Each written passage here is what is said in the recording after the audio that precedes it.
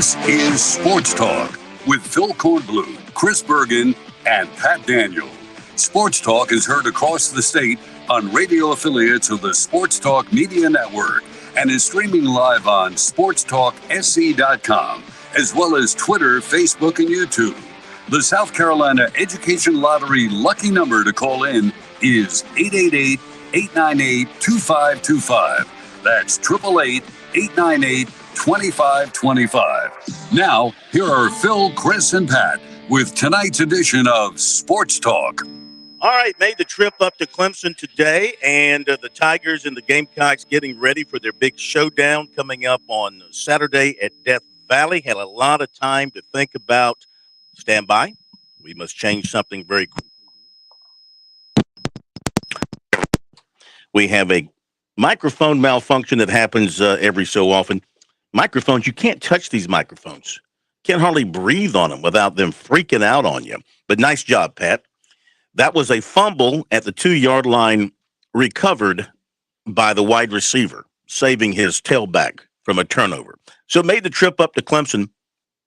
I was just doing the math with Pat, or Pat was doing the math in his head. I gave him the figures. I'm thinking that's about 900 round trips to Clemson in my career. On average, about 25 a year for all the sports, football, basketball, baseball, firings, hirings, over about 38. I rounded off to 35, 38 years. That's about 900 plus round trips to Clemson. And you know what? It never gets closer. 132 miles up, 132 miles back, I think is pretty much how it works. And by the way, I'll remind you, the traffic is already messy out there. It was messy getting back into Columbia. You're making plans to go up there on Saturday. I'd leave Thursday afternoon or Friday. All the construction on 26 coming out of Columbia, that doesn't help. And then just the flow of traffic and the number of people on the road is going to back it up. So keep that in mind as you make plans to get up there. The first thing they said today at the press conference up at Clemson was come early, 12 o'clock kickoff, sell out, everybody kind of arriving around the same time. Yeah, and be patient, work with the highway patrol, and try not to have a fender bender and tie everybody else up, okay? Just be patient if you can. So looking forward to it, though, and tonight we'll hear from the two head coaches. We'll go with Dabo Sweeney first. He's the home coach. We'll bring that to you. Bottom of this hour, top of the next hour, we'll bring you some Shane Beamer as he looks forward to going up to Clemson as a head coach for the first time. South Carolina seeking to snap the 7-game losing streak. Clemson looking to go to an 8-game winning streak over the Gamecocks, be the first one in the series to reach an 8-game winning streak. Tigers have won 72 games in this series. They've beaten the Gamecocks more than any other team they've ever played, Wake Forest being next in line at 70. And I tell you, I gave it a lot of thought. I had about 4 hours round trip driving to think. I'm not ready to deliver the prophecy yet. Still working on it. But, South Carolina really gave everybody something to think about. If they had just gotten blown out by Tennessee like they did Florida, this would be a very easy pick, I think. Or maybe in some people's minds it is an easy pick because they look at the South Carolina-Tennessee thing as just a one-hit wonder. It just happened. Everything went the Gamecocks' way that night in terms of their performance. They played great. They really did. You can't take anything away from them. They played great. Can they repeat that? That's the question. Do you believe they can repeat it? Rinse and repeat, rinse and repeat. See, I think we pretty much know what we're going to get from Clemson, right? Would you agree? I think we pretty much know what you're going to get from Clemson. You're going to get Uyunglele running the football. You're going to get a lot of screen passes. You're going to get some deep shots. You're going to get a lot of Shipley to the outside, Shipley up the middle. You're going to see a couple of different running backs in there behind him as well. And you're going to get a smothering defense. That's what you're going to get from Clemson. You kind of know that. But South Carolina, about the only thing that you do know is you're going to get some special teams plays. and they're going to make you think on special teams. They're not going to let you take special teams for granted. Gamecocks might block a punt. They might return a kickoff. That's what they've done all season long.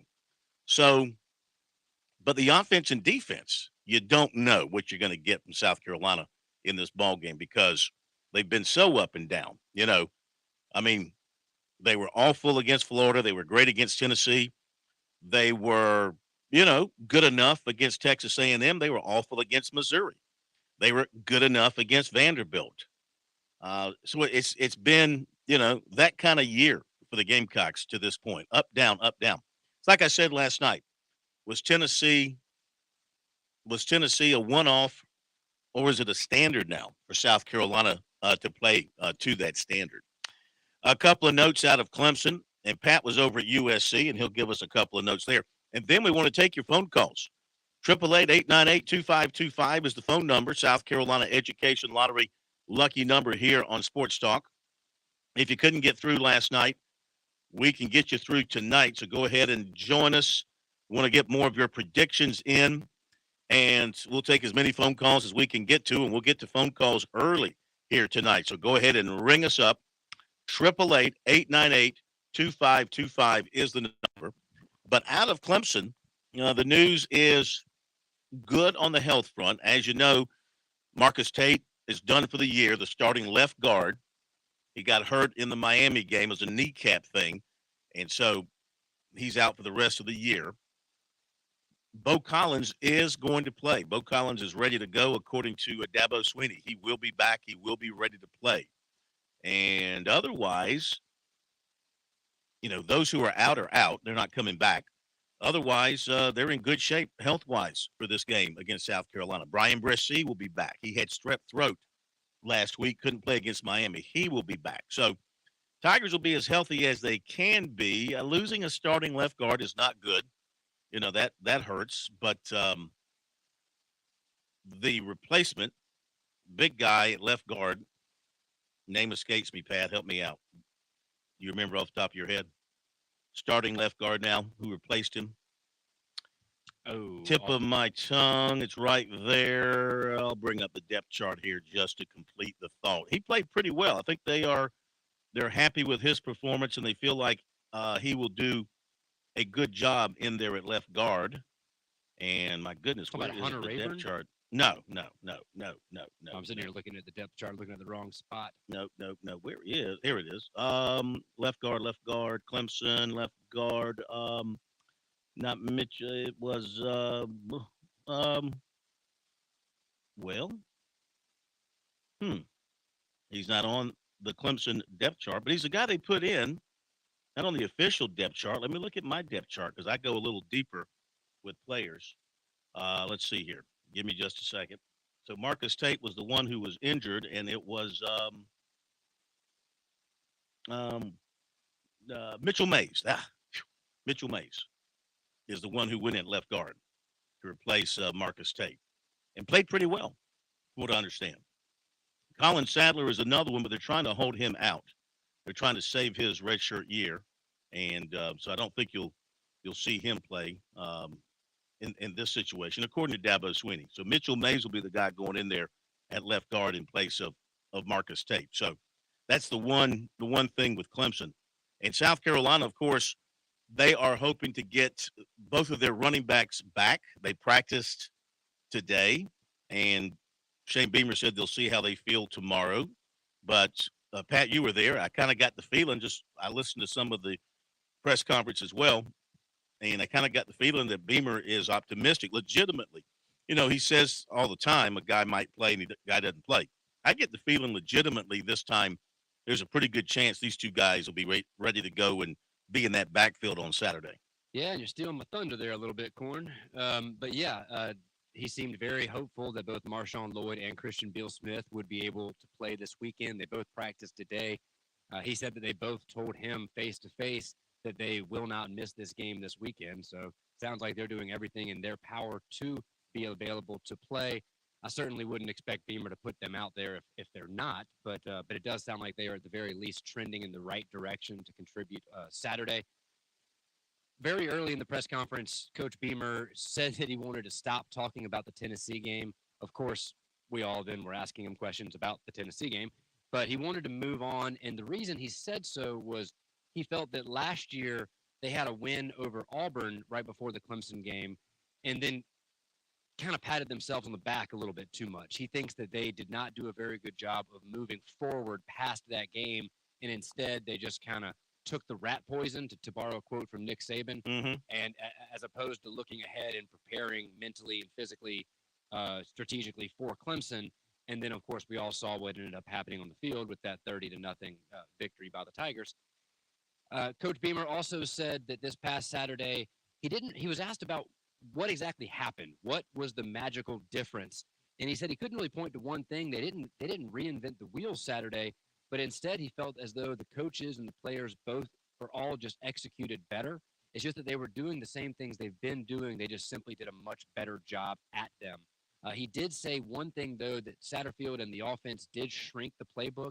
He thought that it may have been the simplest or smallest game plan of the season and that execution was the key. He was also asked about how they prepare for DJ Uiagalelei, especially now that we've seen DJ running as much as he has. Last week, of course, having a career high 89 yards on the ground. He said that they've prepared for that with playing against big quarterbacks in the SEC like KJ Jefferson at Arkansas, Anthony Richardson at Florida. Of course, Richardson kind of ran all over him. Jefferson, they did lose to Arkansas, but somewhat kept him in check that game. And then I asked him about how exactly they plan against, or if it factors into their defensive game plan, with the fact that Clemson has had 10 fumbles in their last 3 games. They lost 6 of those, and they've had 12 turnovers overall in their last 4 games.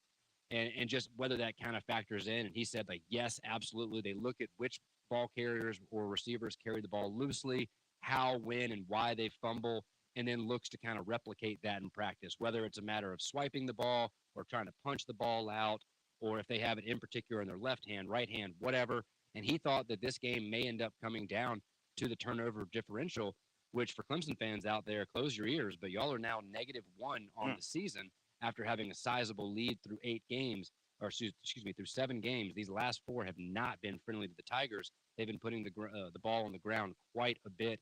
Could be even worse than it was, but they've done a good job of recovering a lot of those fumbles. Yeah.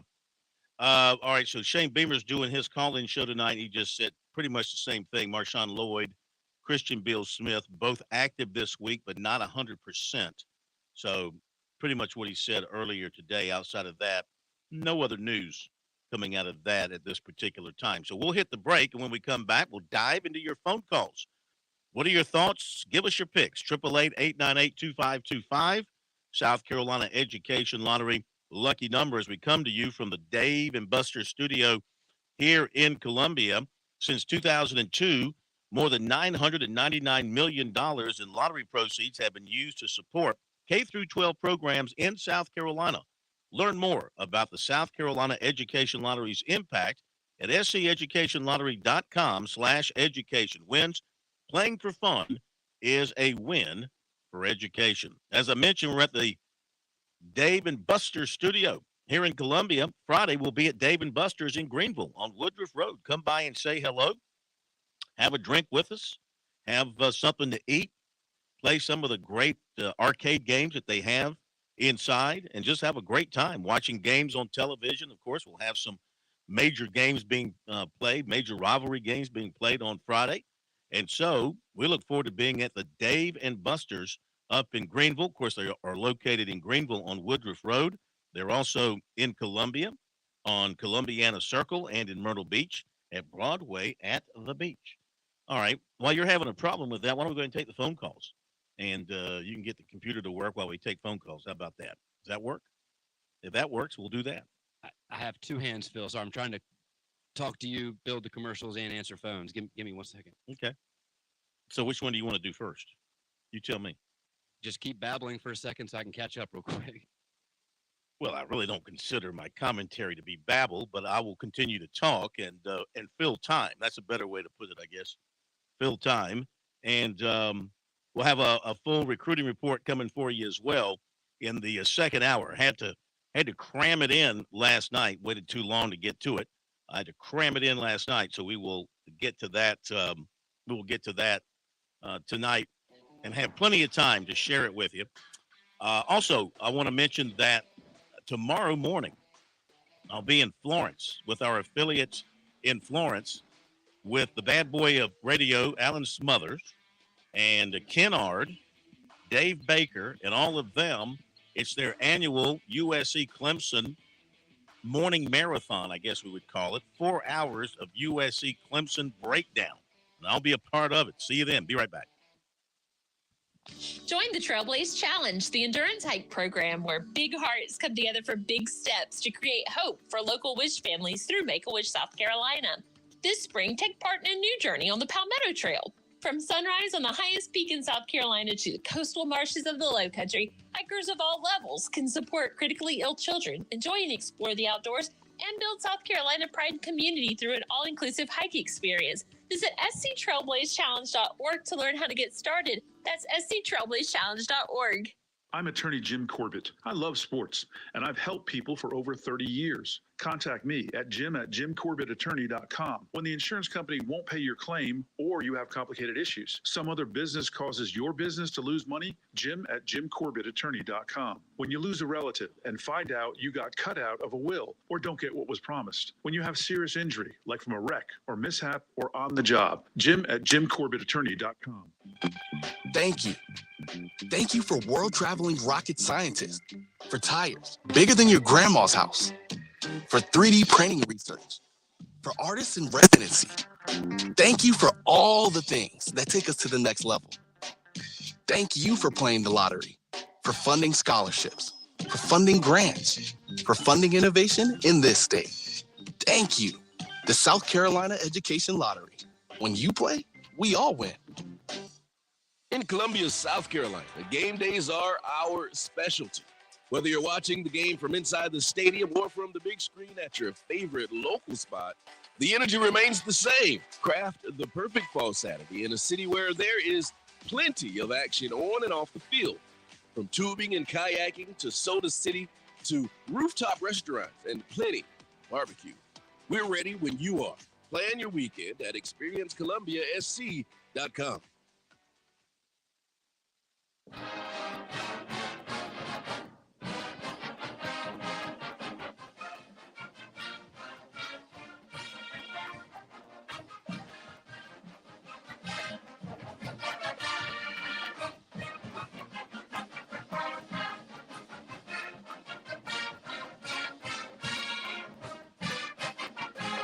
All right, back we are with you here on USC Clemson USC Week, the Palmetto Bowl in South Carolina for 2022. Phil Kornblut, Pat Daniel, here at our studios in downtown Columbia. Hey, I want to remind you, of course, Thanksgiving coming up on Thursday. Wish everybody a happy Thanksgiving. Safe travels. We're on the air tomorrow night live. No show on Thursday.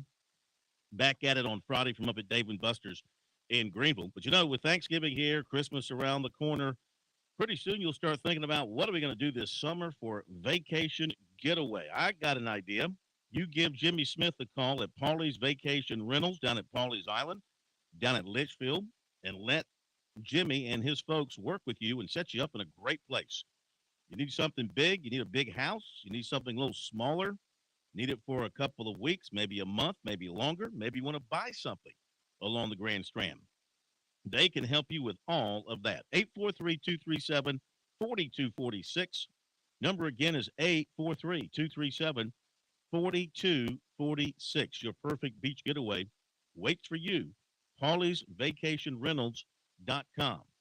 We go to the phones, 888-898-2525. Love to hear from you before we hear from the coaches. And we go to Keith in Camden. Up first tonight here on Sports Talk. Welcome in, Keith. How are you? I'm doing great, Phil. How you doing? Hanging in there, brother. Good to have you with us. Good. Long day up there and back. Look, I'm not calling to give a prediction. I'm not as confident as probably Pastor Payne, but you know, look at the whole body of work. I'm hopeful, and we'll just see what happens. But if you could, and I know you were short last night of time. When you get to the recruiting segment, I'm curious to see if there were any big prospects in town Saturday night. So that's my question when you get to that part of the program. Yeah, well, I'll update you on some guys, and Yeah. they had, of course, they had a good selection of recruits in town Saturday night, as you might expect. And the reviews, of course, have been all positive because it was a great setting, a great atmosphere, and a great ending to help your recruiting. Anytime you can have a big win at home in front of a sellout crowd, that's going to impress the recruits. Yeah. Well, look, I'll get off where other people can call in. Have you given your prediction yet? Not yet. I know you have. Still formulating. Probably going to hold it to Friday. Yeah, After I'm a jinx. I'm gonna hold it till after the game. You're going to hold it till after the game. Yeah. Well, the Gamecocks, to be totally honest with you, they have not made this easy. If this game had come after the Florida game, it'd be an easy pick. It'd be, Clemson 45 to nothing. But I just can't figure this Gamecock team out. Are they the team that we saw Saturday night, or are they something else? Well, I mean, look, you got to look at the whole body of work and be realistic. But, hey, Saturday goes to show that's the reason the ball's not shaped round. That's right. Enjoy the show. Thank you, Y'all sir. have a good evening. All right. Happy holidays to you. Yes, sir. Thank you very much. Well, as I think about it, and you try to equate each team to somebody they've played on their schedule. And so when I look at South Carolina's schedule, who do I equate Clemson with? Georgia? No. Georgia's too good. I think Georgia's obviously head and shoulders above everybody at this particular time. But I would equate Clemson on the Gamecock schedule with Tennessee. Very potent offense, dangerous quarterback, skill position players. Clemson's defense is better than Tennessee's. But Tennessee's defense, at least before coming into the South Carolina game, Tennessee's defense wasn't awful. I mean, they gave up a bunch of points to Alabama, but who doesn't? And, they've got athletes on their defense, okay? They got good players on their defense. They were playing without, I think one of their linebackers was out against South Carolina. But by and large, they're a good defense. So if you would ask me, who would I equate Clemson to, it would be Tennessee. Pat, would you agree with that? Would that be the closest one you would equate for Clemson? I would go Georgia. I don't. Do you put Clemson in the same category as Georgia? Yes. So if Clemson played Georgia on a neutral site, who do you think would win? Georgia, but I think it'd be close. Who played them the closest last year outside of their loss to Alabama? Clemson. Do we really think the teams are that different this year? Well, I mean, Georgia lost so many players from last year, but they haven't missed a beat. Though. Yeah, they haven't missed a beat. Right. And now, no, don't get angry out there, people. I'm not saying that I think Clemson's better than Georgia. I do think Georgia would beat them, and I don't think it would be particularly close. I think it'd probably be a 2-score ball game at least on a neutral field. But Tennessee's defense, maybe I'm wrong with it, but I think it's laughable compared to Clemson's, quite frankly. Clemson's secondary has been leaky at times this season, but they seem to have improved that in recent weeks. Even Notre Dame, I mean, that game was more on the ground than it was through the air. But I think that's where, if South Carolina hopes to score against that defense and score enough to win, it'll have to be a repeat performance from Spencer Rattler. It's going to have to come through the air. And he played about as well as could be asked of him this past week. If he's able to replicate that, the Tigers are in trouble. But if not, I just don't see them getting enough yardage on the ground to score enough to beat Clemson. And then conversely, do we think South Carolina's defense will do enough to slow down Clemson's offense? Yeah. Yeah, that's exactly right. Now, as far as the other side of the ledger, South Carolina, who do you equate them with on the Clemson schedule? So I would equate them with a Wake Forest, Syracuse, NC State along that level. An NC State with its quarterback. I'd kind of put them at that level on Clemson's schedule because, I mean, would I say Florida State? Not the way Florida State is playing right now. I mean, Florida State's all of a sudden, they've gotten crazy. But if you wanted to throw Florida State in there as well, you could do that. Do you think South Carolina is the equivalent of any of those four? And the point is, if you do, Clemson beat all four, but they were all four close games. So if you think South Carolina's on that level, you could conclude that they could play Clemson a close game. And we'll be back. on-point weather is made possible by our friends at Palmetto Citizens Federal Credit Union on 107 The Point. And here's tonight's forecast. Clearing skies and a low dipping down to 42 overnight. Tomorrow looks wonderful with sunshine and a much warmer 68 is our high. Looking ahead on Thanksgiving, we'll have mostly cloudy skies and 63 the high. After the turkey, bring the umbrella for all those Black Friday sales, and it is a good chance of showers and a high of 62. Brian Leonard with your on-point local weather. Have you fallen behind on your taxes and might be facing IRS penalties? Have wage garnishments, levies, or liens? Have unfiled tax returns? You want someone local and qualified. Don't fall for those national spots. Meet with me, Teresa, at Capital City Professional Services, and let me help you through your tax maze. I can help with all your tax resolution issues. There are options to get you back on track. Call Capital City Professional Services, 400-8683. That's 400-8683. With SRN News, I'm Keith Peters reporting the holiday travel rush is already on and it could spread out over more days than usual this year. Travel experts say the ability of many people to work remotely is letting them take off early for Thanksgiving or return home later. Crowds are expected to rival those of 2019, the last Thanksgiving before the pandemic. AAA predicts that nearly 55 million people in the U.S. will travel at least 50 miles from home this week, an increase over last year, and only 2% less than in 2019. The influential sister of North Korean leader Kim Jong-un warned the United States on Tuesday that it would face a more fatal security crisis as Washington pushes for UN condemnation of the North's recent intercontinental ballistic missile test. On Wall Street, the Dow up by 397 points, the Nasdaq rose 149. More details at srnnews.com. Open enrollment. It can be a confusing, frustrating time, but it doesn't have to be. You're seeing celebs doing TV ads, billboards everywhere. You're inundated. At Medicare Blueprint, they help with Mom's Medicare plan. I called them, gave them the basics on Mom and her meds. They did everything else. Tim and his team do this full-time, year-round. If you call them, they talk to you. They take you through the whole process. Nothing outsourced. They do the work. A local number, a local guy. Medicare Blueprint doesn't work for the insurance companies. They work for you. Tim knows this industry. He's been advocating for people like us for a long time. Go to his website, MedicareBlueprint.com. Look at the testimonials from people all over the Midlands. If Tim can help you, he will. If he can't help you today and thinks you're already in a better plan than he can find for you, he'll tell you because it's the right thing to do. Next time around, you'll remember his honesty. You'll call him when you need his help again. MedicareBlueprint.com or give him a call, 803-708-7398. That's 708-7398 for Medicare Blueprint. Hi, this is Marcia Kleiman. And I'm Karen Pickard. We're your hosts for the Positive Point on Aging. We'll talk about aging gracefully and senior care every Tuesday morning from 8:30 to 9 o'clock a.m. Join us right here on The Point for the Positive Point on Aging. Brought to you by Oakley Village of Lexington. It's November, time for us to get thankful. And nobody would be more thankful than a dog or cat you adopt from Columbia Animal Services. Time to add a fur baby to your family. Enjoy the turkey, the cooler temps, and the football, and give a puppy or a kitty cat a new home.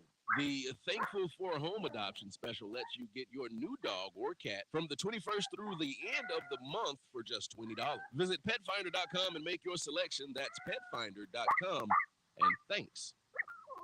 Hi, this is Chris Neely from the South Carolina Public Charter School District. Join me Monday afternoons at 5:30 as I team up with Kev for Kids First. We'll tackle the issues facing our schools, pointing out the positives with our students and teachers. Kids First, Mondays at 5:30 on The Point. It's the most wonderful time of the year for Shooter's Choice. Don't deal with the big box stores. Without a doubt, you will witness the biggest Black Friday event in town at Shooter's Choice on Sunset Boulevard in West Columbia. The doors open on Friday morning at 6 a.m., and the sale continues all weekend. Yep, that's right. 3 full days to pick your deals out at Shooter's Choice. You name it, it's most likely there and on sale. From firearms and accessories, ammo, AR parts, scopes, gun safes, and all at incredibly low prices. Want a preview of the sale prices? Check the whole Black Friday catalog at Shooter's Choice on Facebook. And hey, if you can't make it to the store, many of those deals still available online at ShootersChoiceSC.com. You do not want to miss this Shooter's Choice spectacular event.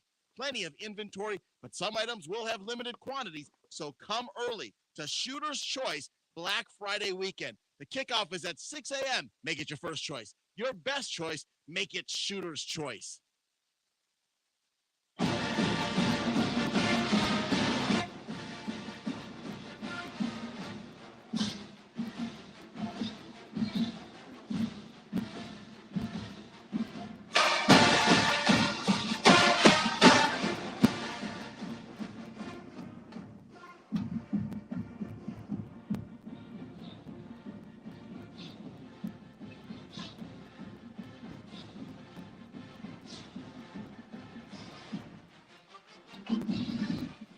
All right, we're back at Sports Talk here on the Sports Talk Media Network. You know, Tennessee talking about their defense.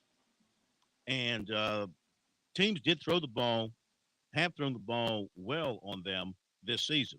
No question about it. That's been a weakness of their defense. South Carolina, just the latest one to have a big passing day. South Carolina had one of the big passing days of the year. But Alabama threw for 455 against Tennessee. Florida threw for 453 against Tennessee. Difference is Tennessee still won those games. They beat Alabama by 3. They beat Florida by 5. South Carolina had, what did they pass for against Tennessee? You remember off the top of your head? What was it? For what? Do you happen to remember? I apologize. How many the Gamecocks had against them? Is that what you just asked? Passing, yeah. I can look it up real quick. They had 453. They had 453? Yeah, 438 for Spencer Rattler, and then Joyner added 15. So they had 453 passing yards. Very good. Very good. They had 453 against Tennessee, which would match Florida as the second most. Alabama had 455. So, yeah, they had trouble stopping the pass. And what the Gamecocks do, they went after them through the air. They attacked them properly. They took their deep shots. They threw the underneath. They threw the swing passes. They mixed it up with Joyner in the Wildcat. They made them defend the whole field. So, yeah, I mean, Clemson's defense, obviously, from every aspect, is much better than Tennessee's. So they will face a stiffer challenge.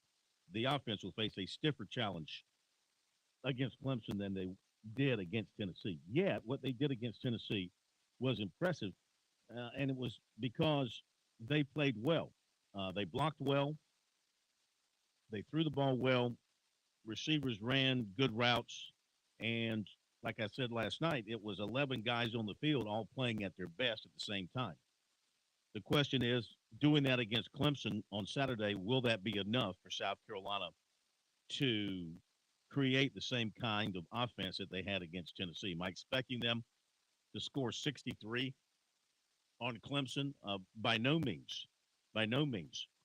But I think the South Carolina team, again, here I am falling into a trap maybe. I think the South Carolina team grew up against Tennessee and learned some things about itself. And with what Shane Beamer said today in terms of simplifying the offense and simplifying the game plan and limiting things to some plays that they run very, very well, I think you'll see the same approach going into the Clemson game, and we'll see if they're able to repeat it. Simple as that. And Phil, if you're Wes Goodwin right now, so obviously Wells Jr., he had 11 catches, 177 yards. He's been fantastic, and I'd like to come back to him in a minute. I don't think he's been getting quite the praise as he's been deserving. But if you're looking at this, 12 different Gamecocks caught a pass on Saturday. A little surprising to see Austin Stogner only had one for 3 yards. But you had Van with 2 for 78, Brooks 2 for 56, Jaheim Bell 5 for 39. You had Joyner now coming out. He had 2 for 13. Of course, Wells had a monster game. Who are you focusing in on? Who are you putting your best corner on? Or do we think the Tigers might just sit back in a zone to try to slow that down? But if you sit back in the zone, Rattler showed this past weekend when given time in the pocket. Now, he may not have the same amount of time against Clemson. That'll be key. Mm-hmm. But if he's given time in the pocket, he's able to pick you apart and find those pockets in the zone. Ladies and gentlemen, live from Columbia, Missouri, it is Chris Bergen. Hi, guys. Welcome, welcome, welcome.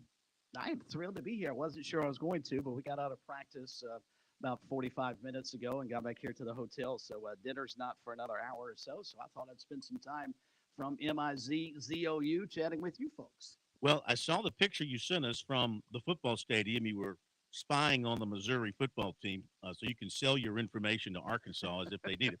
But did you go steal one of those rocks in the end zone? Say that again, Phil. I'm sorry. Did you steal one of those rocks in the end zone like I suggested? No, I didn't. I actually took a picture. That's sort of the iconic thing at Farragut Field here in Missouri. But I was stunned. We went over for practice and walked around the Missouri Arena, which is a gorgeous facility here. And you can understand why they do so well and have won so many conference championships over the years, especially when they were members of the Big 12, because they put a lot of resources into basketball, but wandered over to the football stadium, and the football stadium was open. You could walk inside without a problem. Eli Drinkwitz and the team are out there. They had their final meeting as we were walking in, so we didn't disturb anybody. And actually, one of the workers saw us, and we asked, could we go in? And she said, yeah, there shouldn't be a problem. You've got your Coastal Carolina gear on, so you should be fine. So I'm guessing if we had Cardinal on or something along the red variety, it might have raised a few eyebrows. But I did notice that if you needed a couple of six-packs or a couple of cases of Anheuser-Busch beer, we could have wandered out of there with as much as you could have possibly desired, because they were all over the facility. That's great. That's great. So you guys are getting ready to take on Mizzou, but let's keep our focus on Gamecocks and Tigers before we go and hear from Shane Beamer here in a couple of moments. I know you've had some time to think about the game as well. What do you think? What are you thinking based on what South Carolina did this past weekend, how they looked in handling Tennessee and now getting ready for Clemson? Phil, again, I'm sorry. I've got an issue with the connection. I did not hear what you had asked me, so my apologies. Yeah. What is your view of the game Saturday coming up? Oh, wow. Can you tell me which South Carolina team is going to show up? Yeah. Really? I just heard your lead in before I jumped on the air, and you talked about do I anticipate South Carolina scoring 63 points against Clemson? And you said no. And obviously, anybody with any modicum of football knowledge would not think the Gamecocks would put 63 on Clemson's defense. But did you see 63 coming out of that offense, period? Yeah. I mean, against Air, they looked as good as I've seen them. I actually sent you a text during the game, and it reminded me, and you brought up a really, really good point, that Spencer Rattler in that ball game looked a lot like Stephen Garcia did when South Carolina upset Alabama back in 2010. I can't remember a better quarterback performance from USC than what we saw Saturday anytime in the recent memory. I think you had to go back. Connor Shaw had some terrific games. His contest against, when they blew out Georgia at home back when both teams were ranked inside the top 10, that was a solid performance by Shaw. But there were so many other things that went into that game. I'm not sure just one player was as spectacular for the Gamecocks in the last decade than what we saw from Rattler on Saturday. That came from out of nowhere. I'm not sure anybody. And Shane Beamer said afterwards, everybody in this building believed it would happen. I understand that. That's what you've got to say as your head coach. But I just can't imagine they weren't stunned at how well the offense moved up and down the field Saturday. Everybody was stunned. Nobody saw that coming, and that's why it's made picking this game, I think, harder than the week before. I think it was pretty easy going into this weekend. But now, with the way South Carolina played, you've got to give them their credit. You got to give them their due.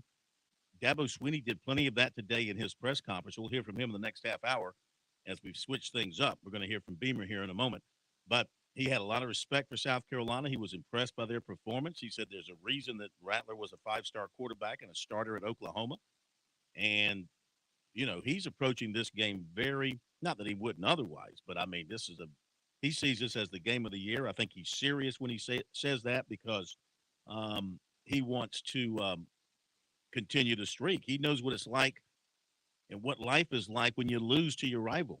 He doesn't want to go through that again. Though, we all know the streak is going to end some point in time. Is it going to end this year? Is it going to end after 10 in a row, 12 in a row? It will end at some point in time, and they will experience the taste of defeat again. He just wants to make sure it doesn't happen this year. But I think South Carolina's now got your basic, you could say your puncher's chance, or maybe something even a little greater than a puncher's chance. No, I wholeheartedly agree. They've got a puncher's chance if that South Carolina team that we saw Saturday shows up in Death Valley on Saturday at noon.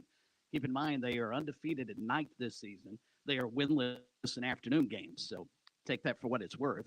We had some fun with that with the Atlanta Braves when they went through the postseason and they lost to the Phillies because all the games were during the afternoon. There's something different about USC when they play at night. So if they can figure out a way to translate that into the afternoon, I think they can certainly throw a scare into the Tigers. And the one thing about this weekend in particular, you talked about the streak, not only going for 8 in a row, they're also trying to keep that long extended streak of home wins going. And Phil, if they win this weekend and some things start to fall their way as they have the last 2 weeks, they are certainly still in the position of getting into the playoffs. Can you imagine what South Carolina, how much joy the Gamecocks and their fan base would take, not only snapping the losing streak to Clemson, snapping the home winning streak for the Tigers, and ending their chance, much the way they did last weekend against Tennessee, ending Clemson's hope of getting into the college football playoff. I think probably this side of them knocking them out in Omaha en route to the College World Series title, I'm not sure there'd be a better way for Gamecock fans to ride off the 2022 football season than capping it that way. Yeah, I would agree. And as we go to break, a reminder for this year, this South Carolina team, what have they done? They broke their losing streak to Kentucky. They beat Texas A&M for the first time. They broke their losing streak to Tennessee. So can they take it a step farther and break the one losing streak they most desperately want to break, and that's the one against Clemson? All right, we will hear from Shane Beamer as he met with the media today to talk about it. That's coming up next. When your day calls for some winning, why not watch your favorite football team at Dave & Buster's? We've got massive HD TVs and hundreds of the hottest new games. Sip from our chef-crafted cocktail menu with exclusive drinks such as the Strawberry Watermelon Margarita or Dangerous Waters. Cheer on the team with Cantina Nachos or wings featuring one of our 12 wing flavors. When your day calls for some winning, it's time for Dave & Buster's, where you can watch the games and play the games. Locations in Greenville, Columbia, and Myrtle Beach. You were always more than my mom. You were my role model, my best friend, and biggest supporter. You filled my days with unconditional love. Here. Because of the woman you were back then, I'm able to be the woman I am now. Your planning made this moment possible. Set your family up for life. Southern Farm Bureau Life Insurance. Your friends for life. Life insurance isn't for you. It's for those you love the most. For a complete insurance review, call Buddy Bridges in Lawrence County at 864-923-2174, serving Lawrence, Clinton, and the shores of Lake Greenwood. Southern Farm Bureau Life Insurance Company, Jackson, Mississippi. Not licensed to do business in all 50 states. South Carolina's taste buds have spoken, and they're asking for beef. There are more than 7,800 farms raising cattle from pasture to plate in the Palmetto State. So whether it's steaks on the grill before the big game, sirloin medallions plated for date night, or burgers with a family, make sure beef is a part of your playbook this football season. Smoked, grilled, and slow roasted. Find the best way to enjoy your beef at scattle.org. Beef, it's what's for dinner in South Carolina. Funded by the South Carolina Beef Council, part of the Beef Checkoff program.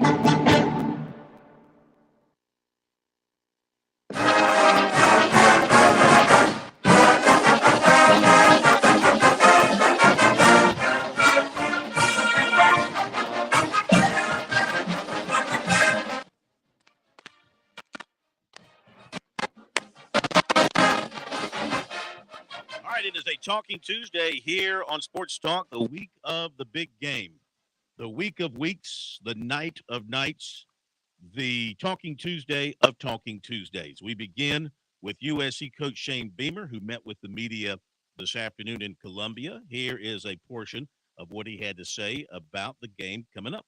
Other than opening weekend, my favorite week of the year in college football, rivalry week.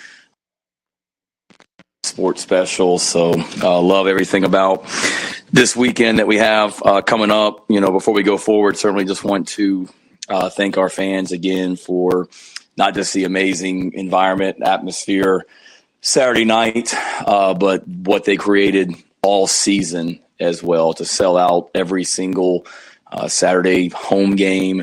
I watch a lot of, I shouldn't say a lot because I'm busy, but when I'm able to, I watch as much college football as I can, and I see a lot of empty seats in stadiums. I see a lot of teams that do a pregame walk that have very few people at it, and every single game, that Gamecock walk that we did was unreal. Every single game, the atmosphere out there in that stadium was awesome, and certainly just want Gamecock Nation to know that we don't take them for granted because I realize it's not like this everywhere. And what we have here is very, very special.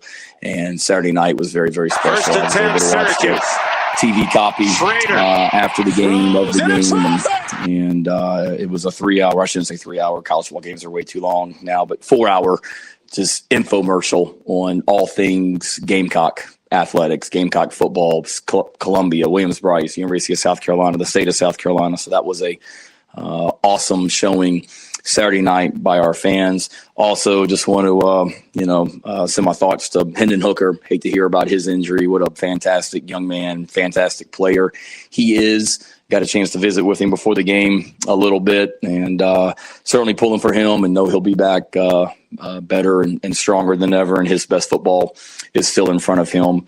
Also, injury-wise, we're in good shape. Marshawn and CBS both were out there at practice today. Hopefully, when we come in tomorrow morning, they will have responded well to what they did in practice today and feel good. That was part of the issue a couple weeks ago was Marshawn practice and just didn't respond the way we wanted him to, or he wanted to the next day. And so we're optimistic that he'll feel great tomorrow morning. But when we came in on Sunday, he told me he was playing this week. He and CBS both did. So hopefully they'll continue to trend down in the right direction because I know they both want to play, and we're going to need them. It's a fantastic team that we're playing on Saturday that you could argue they're playing their best football down the stretch. I think if you look at them year after year, they just continue to get better as the season goes. Another 10-win season for them, another opportunity to win an ACC championship. And that's not easy to do. I mean, I know everybody just thinks you're supposed to just roll the balls out and you're supposed to win every Saturday. When they get everyone's best shot every single week in that league because of what they've done, and to be sitting there with 10 wins again is remarkable, and an opportunity to win another conference championship. They're extremely talented, as you know. They're extremely well coached. As you know, offensively, they're playing really good football here, especially last week. You could argue was their best game. They're protecting the football. They ran the quarterback a little bit more last week. Shipley at running back's a heck of a player. They got dynamic receivers, veteran offensive line. Defensively, their front seven is probably the best we faced all season. In their group of defensive line and linebackers, every single one of them will play in the NFL. So they're really, really good up front as well. And then they got weapons on special teams also in the return game. You know, Shipley's back there returning kickoffs and then is a threat back there also. So we've got to have a great week of preparation from our standpoint to give ourselves an opportunity to go play even better than what we did last Saturday. And our guys are excited about the challenge, excited about the opportunity. It's a great rivalry. I've been blessed to be a part of some of the iconic rivalries in college football during my coaching career. And this one's right there at the top, and excited for the 2022 chapter of that rivalry, and looking forward to getting up there on Saturday. You know, it's a normal week for us. We practice in the mornings anyway, so we really don't have to get much out of our routine from a Thanksgiving standpoint. We practice today, we'll practice tomorrow, we'll practice Thursday morning. Usually on Thursdays we're done at 11:30 and off the field, and it'll be no different this week. So luckily we don't have to change our routine. It's the same routine, and then usually on Thursdays after practice we don't see the guys again until Friday morning because we don't have anything with them in the afternoon, and this will be the same case. So they'll be able to, they live close by, be able to get away and go eat with their families. If not, some of them are coming over to coaches' homes and things like that. And then we'll be back over on Friday morning to start our normal game weekend routine. So questions? Yeah, Coach, obviously Saturday was an explosive game, just offensively. Some of the players were in here a second ago talking about, I guess, moving on to Clemson week. Just what are some ways, from your perspective, like what are some practical ways that you, I guess, tune out the noise from a 63-point outing and move that into, I guess, another week against a, top whatever team? Yeah, Quit talking about it. Honestly, I mean, I love Justin King and what they do, but I told him no more Tennessee videos. Like, you're amazing and brilliant at what you do, but I told him after the game on Saturday night, get it all out Sunday, Monday, because once the players come back in here on Tuesday, it's full speed ahead on the next opponent. And with the players, told about the practice today, they went to class on Monday and everybody was patting them on the back. Well, the Tuesday classes are different, so they're seeing those classmates for the first time since Saturday. So everybody will be patting them on the back, and told them the same thing, politely, thank them, but we're moving on. And we didn't do a great job of that last year, honestly. We had an unbelievable home win against Auburn in 2021 and got bowl eligible. Played these guys 7 days later, and obviously we're not ready to perform like we needed to perform, and that's on me. And our guys are excited. Our guys certainly are very confident, but we know, and I told them today, like, there's a lot of reasons we played as well as we did last Saturday, but it started with our preparation during the week. So for us to have a chance to perform well on Saturday up there, we're going to have to prepare well during the week also, and it's easier said than done, because I've told you guys before, we get 4 hours a day with them in here, and they're out there the other 20 hours here, and how great they are as well. And certainly we want to build on what we did last week, but it's just moving on, and what we did last Saturday becomes even more special and even bigger if we were fortunate enough to win on Saturday. Then we can talk back, and Justin can tweet out all kinds of videos from Saturday night, and hopefully this Saturday as well. Just, we're on probation right now. No more Tennessee tweeting. Fandom there being ingrained in this rivalry thing. And two, just Clemson hasn't allowed a lot of rushing yards. Notre Dame gained some yards on them. But how essential is it going to be to make sure that you guys get some push on the ground against that front four to kind of loosen things up? Yeah. I think there's still a good, healthy respect for Dabo, but my son doesn't like to lose. So he liked Dabo a lot better before we got beat last year as well. And Dabo was very, very good to him after the game or before the game. Dabo, asks about him when we talk or when I see him. So there's certainly a respect level, but my son's probably other than my youngest daughter, probably the most competitive person in that household. So he's excited for Saturday. Brandon Streeter and I have known each other since high school, and Brandon was actually in Columbia recruiting in May and actually came by the house for about 30 minutes in the springtime just to say hello. And Hunter wanted nothing to do with him. So I think he realized pretty quick what this rivalry is about. So there's a healthy respect, but the love fest, I think, isn't what it was.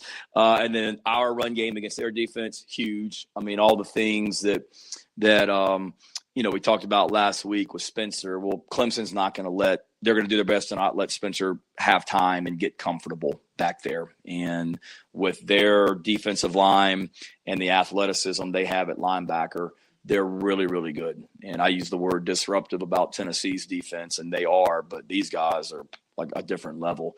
So we've got to do a great job of being able to help Spencer. And the number one way to do that is to be able to find the way to run the ball, some as well. But it's easier said than done, against them, because they're really, really talented and really well coached. Coach, Clemson has 10 fumbles and 12 turnovers overall in their last 3 games.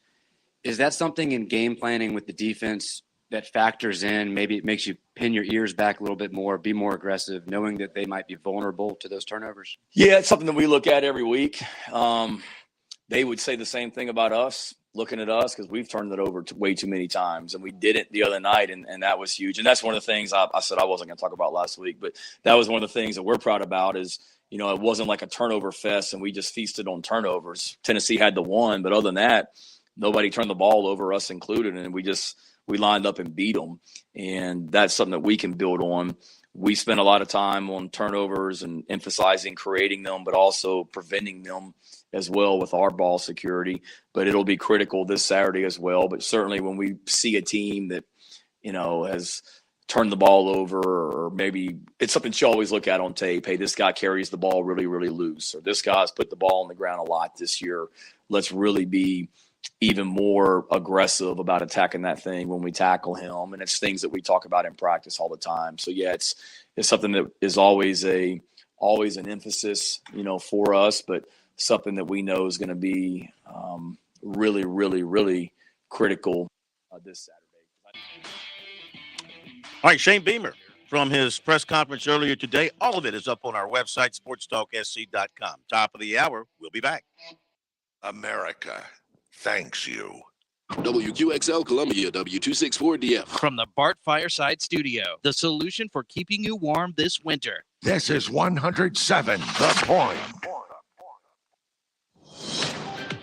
News this hour from townhall.com. I'm Keith Peters reporting.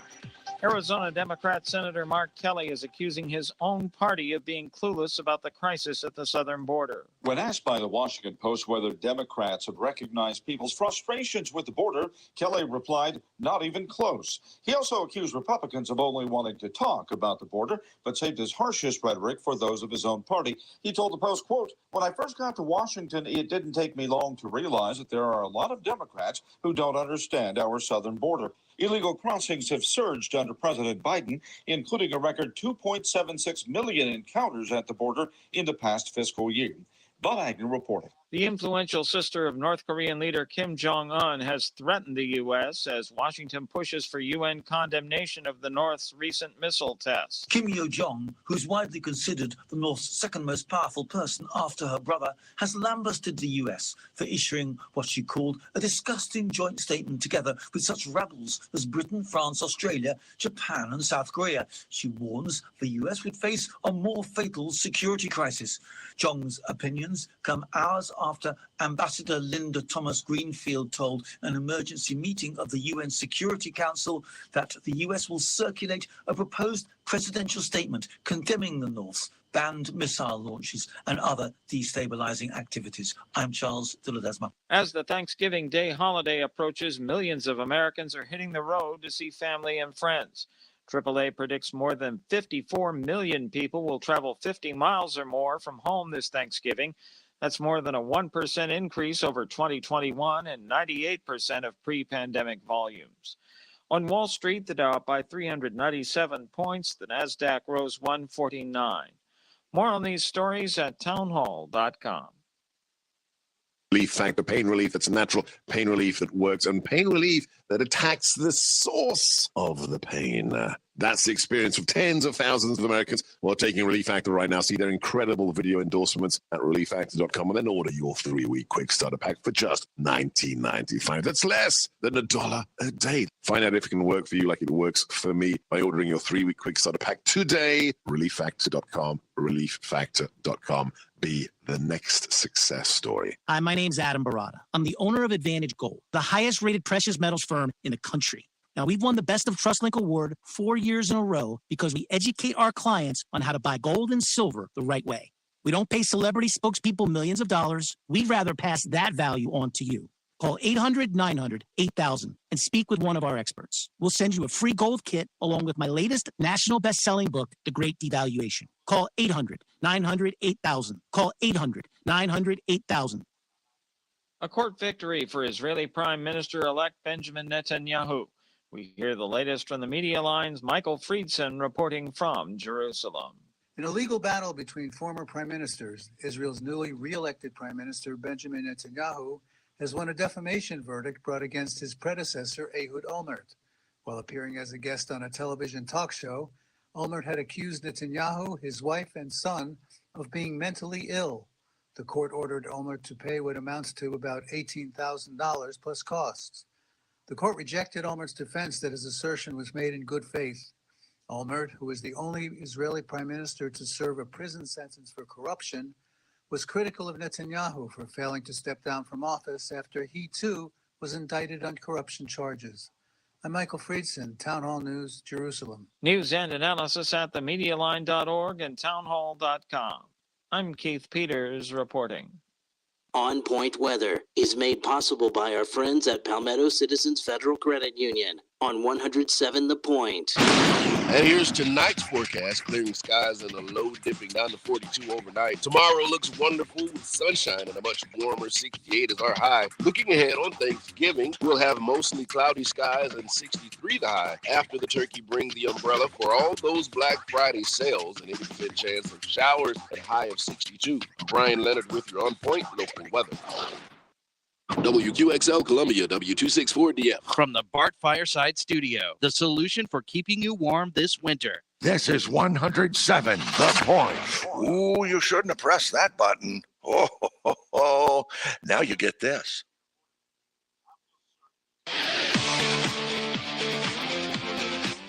Welcome back to Sports Talk on the Sports Talk Media Network.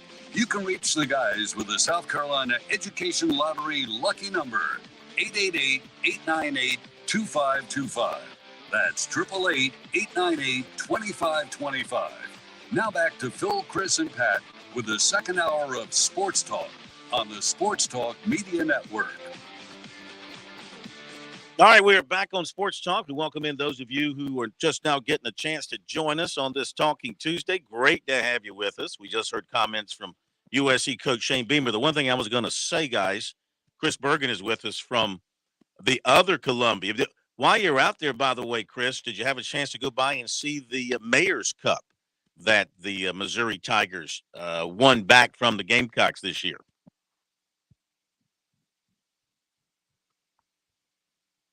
Can you even hear us?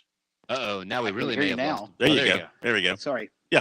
I was asking you, have you been by the trophy case there at Mizzou to look at the Mayor's Cup that they won this year? I have not. I don't know exactly where they've got most of their athletic offices, it appears, are directly across the street from the football stadium. So we didn't go in there. And they're playing this weekend for some other contrived statue that they've come up with now for the the battle lines. And evidently the trophy, I was reading earlier, the trophy weighs something in the neighborhood of like 80 pounds. Some tremendous trophy. And it has the outline of Missouri backing up against Arkansas. And in the middle, they're going to put the colors of the winning team from the previous year. Their colors are going to represent the border. So that's what they're looking to do now that they've got the Mayor's Cup between the Gamecocks and Tigers, and now evidently they have now the battle line or state lines between Arkansas and Missouri. That's great. Well, that's what we have here. We have battle lines. You know, the Palmetto Bowl is nice. It's a nice, non-sexy, non-prejudicial name. You know, you can't say it's one way or the other. But I wish they had listened to me back in the day, because I should be the athletic director for ideas over at South Carolina and Clemson for that matter. I should be the AD for ideas. But they should have come up with something a little more creative, a little more sexy than the Palmetto Bowl. You know, that's vanilla with no nuts, with no strawberries mixed in. That's just vanilla, just plain vanilla. We could have come up with something. I mean, Oklahoma State, they got Bedlam. Civil War would have, that's what they have. Oregon State, they have Civil War. Now, in our state, that would probably take on some bad feelings. We probably couldn't use that. But we could have come up with something a little more juicy, I think. And I had some ideas back in the day. But, they went awry like most of my other good ideas do. They were not listened to. Well, remember for a short time, Phil, it was the Hardee's Trophy or whatever. Yes, that's sort of gone away about as quick as it arrived. Yeah, and by the way, this battle line trophy that they're playing for on Friday between Missouri and Arkansas, I was underestimating the size. 4 feet tall and it weighs 180 pounds. Now, see, the Hardee's Trophy was very, very long. I don't think it was that heavy, but it was tall because it had a lot of wood. And it had, something, it had like a little pedestal built up on top, then a lot of long wood, and then the bottom. And it was very tall. It was a tall trophy. It wasn't a heavy trophy. But, it was named for a hamburger chain. That's not good. Right. Nothing against Hardee's. I love Hardee's. Don't get me wrong. But if it had been the Burger King trophy, I'd have felt the same. It's just not sexy, No. And these things don't need to be sort of contrived. I really think the Mayor's Cup is contrived. I think this battle line rivalry thing that they're trying to create between Arkansas and Missouri is contrived as well. You look at some of the Big Ten rivalry games, Paul Bunyan's axe, the old Oaken bucket, and all that kind of stuff that they play for. Those are cool trophies. Yes, and indeed. They have rich history behind them. And, we've got a great rivalry in the state. There's no question. Don't know that we need to try and come up with something just to salute the winner any more than just bragging rights for the next 365 days. All right. I was going to say about Shane Beamer, too. His comment where he said they didn't handle things well last year after they beat Auburn and then played Clemson at home and got handled 30-0. He felt like he didn't do a good job preparing the team, didn't feel like they did a good job transitioning from beating Auburn and getting another SEC win to getting ready for their rival. So I think he learned something from that, and I think the South Carolina football team will learn something from that And at least from that standpoint, it'll be a little bit different than they were at this point last year. Same situation. They're coming off a huge win over an SEC opponent at home, and we'll see how they handle that. Now, you think they may transition back and try and figure out a way to bump their SEC games, the last 1 to 2 weeks prior to Clemson, if this continues to be a problem for them? Because remember, in the years past, last week was always some FCS week. Well, they don't have a felt say. like it got healthy. They don't have a say in that. The SEC, will set the schedule, and they set the league schedule, and then you can, TV and everything fills in the other dates. But they can't do anything till the SEC sets the league schedule. All right, let's listen to Dabo Swinney from up at Clemson today as he gets ready for another shot at the Gamecocks. He's on a hot run against South Carolina right now. It's been up and down. Had the Gamecocks beaten the Tigers in 2008, history might have been changed. He might not have gotten the job as the Tigers head coach, but they won that game when he was the interim head coach.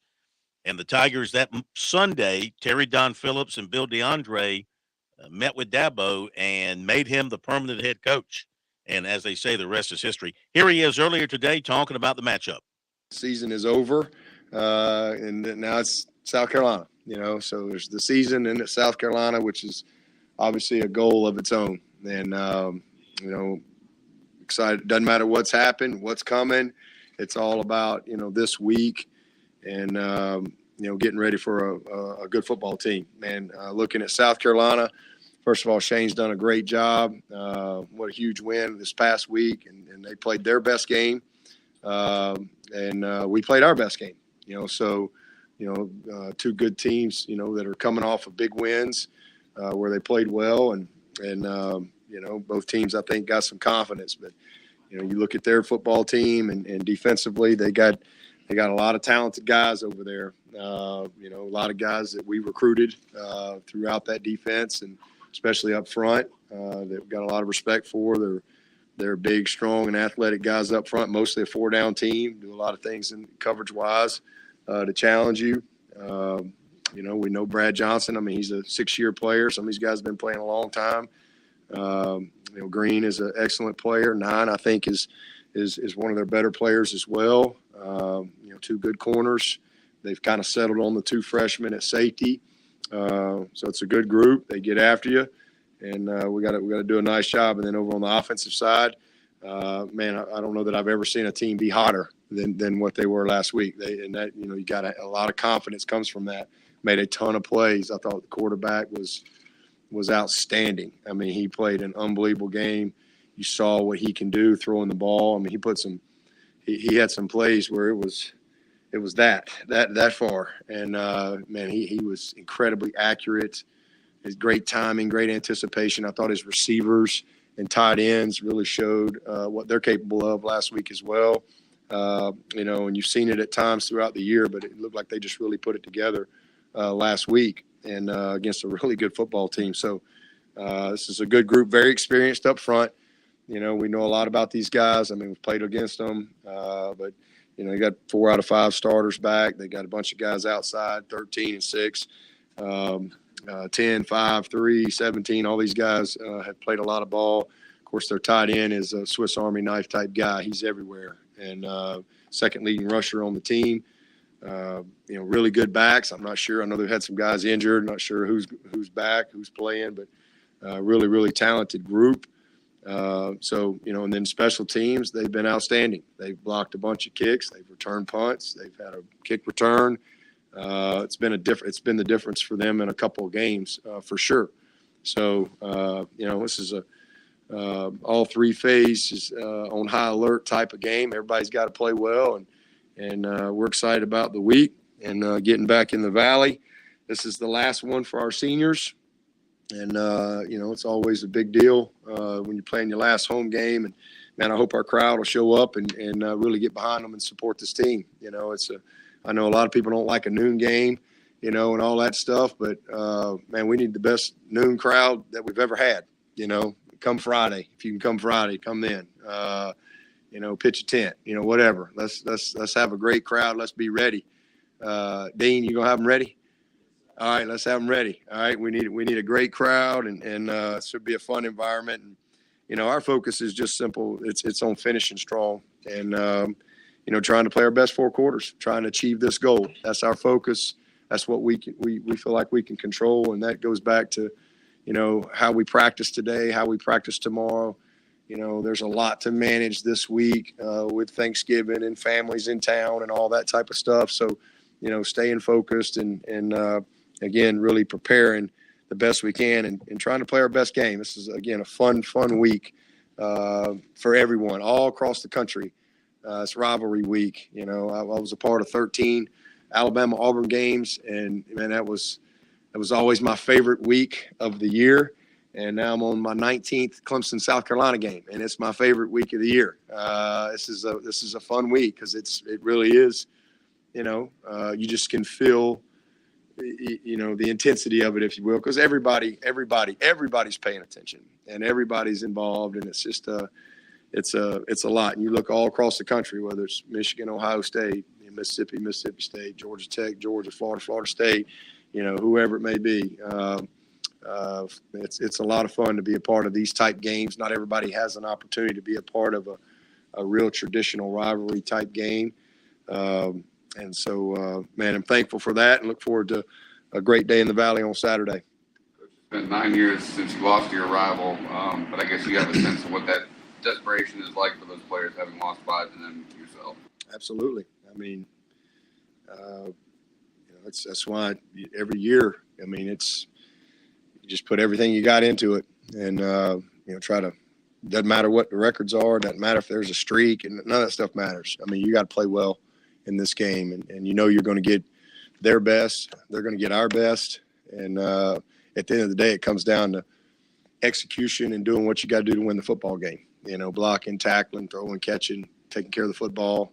Being sound in special teams, executing in the red zone. I mean, there's a lot that you got to do. Once the emotion kind of gets out of the way, it's all about football.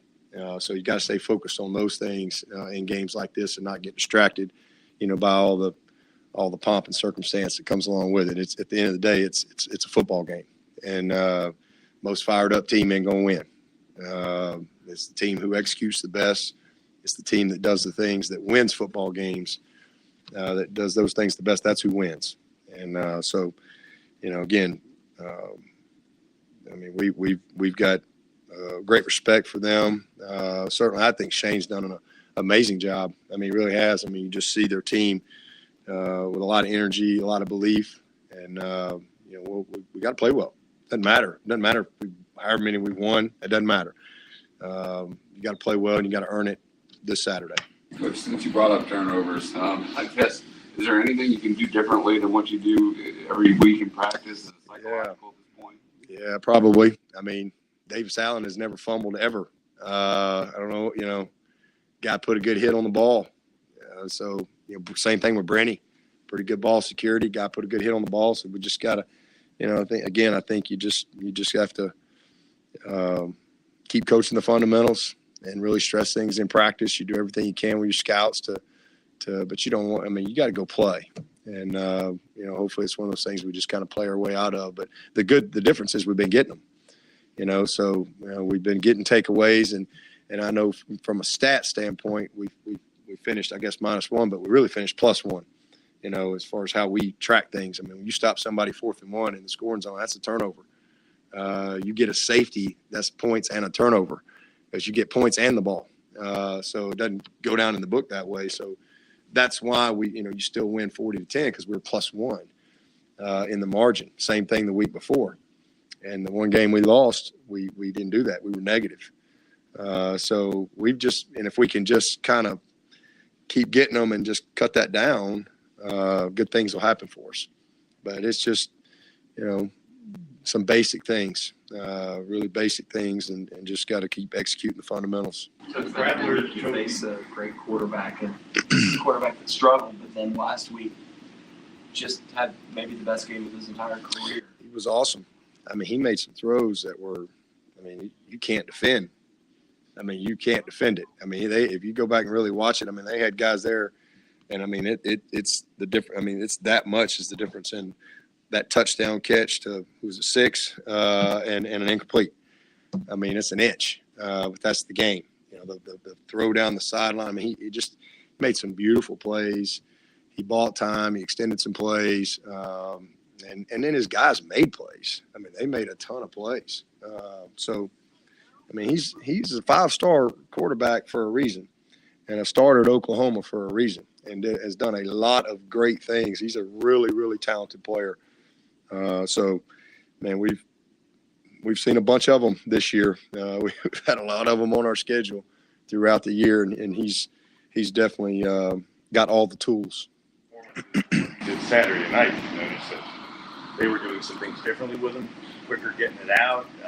Yeah, they did a good job schematically and some formations and some things, and they mixed in a lot of wildcat and a lot of crossers.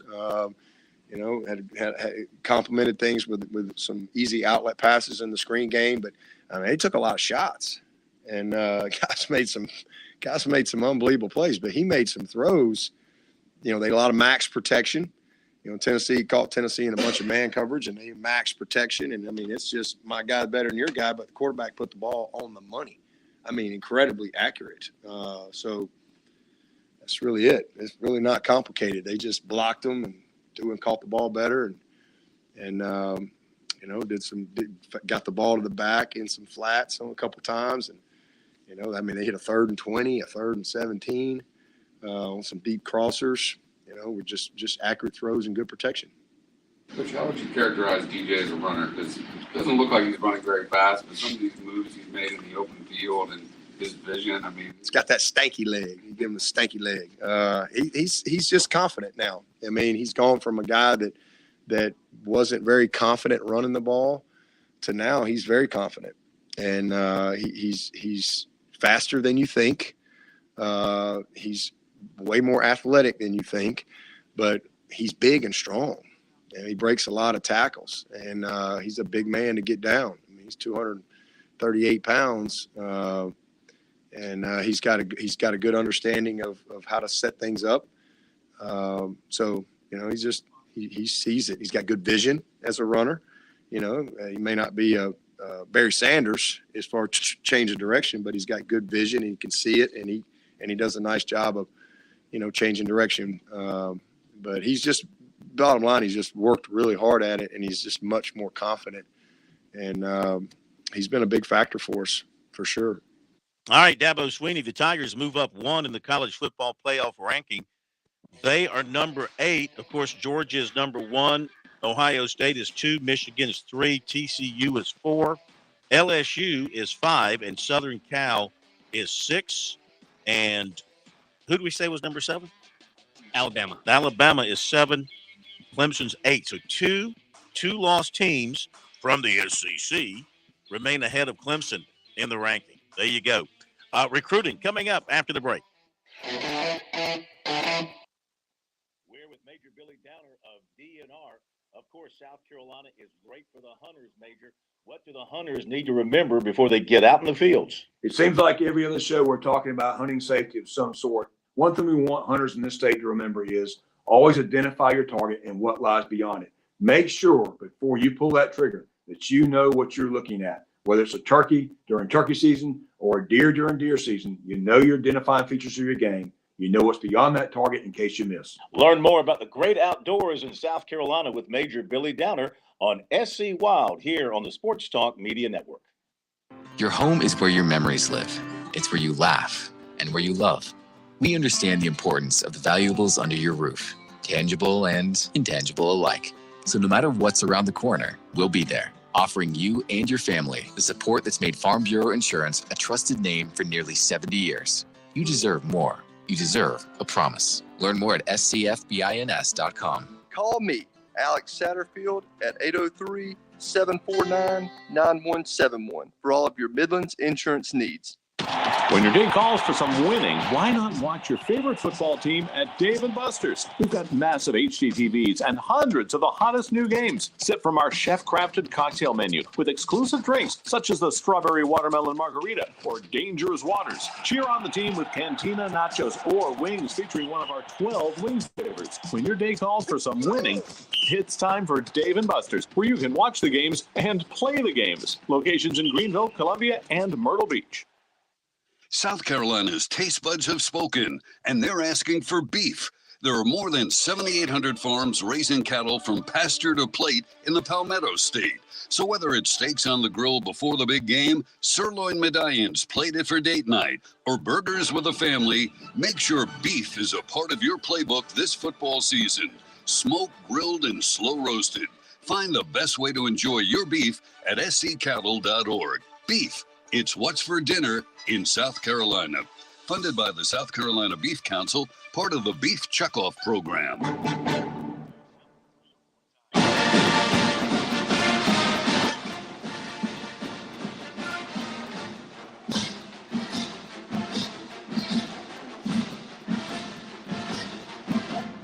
All right, let's get to the recruiting report brought to you by Seawell's. Reminder, Seawell's closed rest of this week for the holiday. They deserve it. They work harder than anybody I know. They'll be back next week with a daily lunch and buffet. And, of course, they can always visit with you about your catering needs, the best in the business. Seawell's at 803-771-7385, online at SeawellsCateringSC.com.